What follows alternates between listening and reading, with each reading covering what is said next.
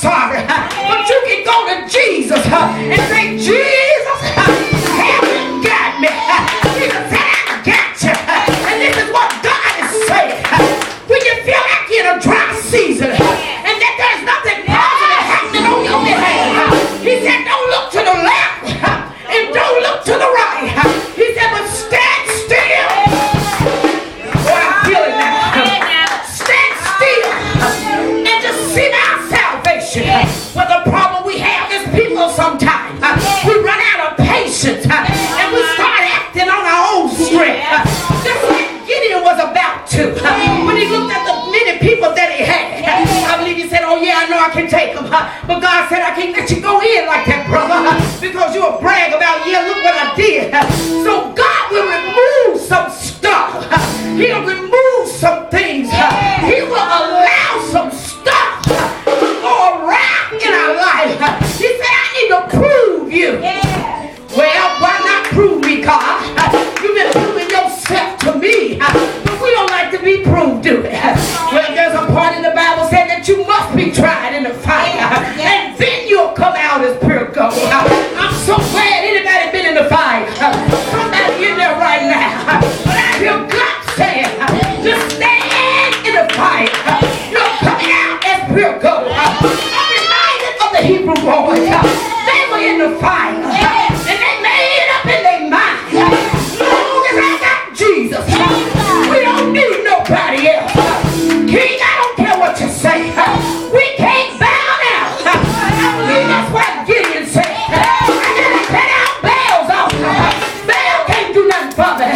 You got some altars in your life that you've been worshiping, that you've been looking up to, that you've been counting on. God said, tear down.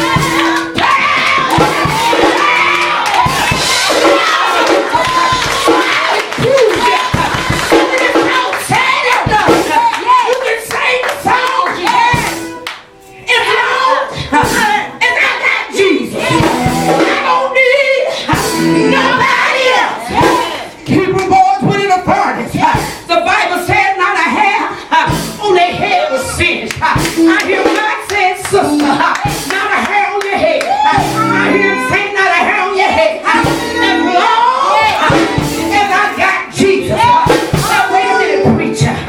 I'm not professing nothing. Well, what do you mean you're not professing nothing? I believe we all believers in Christ Jesus. I'm a believer. And because I'm a believer, I'm an heir to the throne. I can ask for what I want. I'm glad because I'm an heir.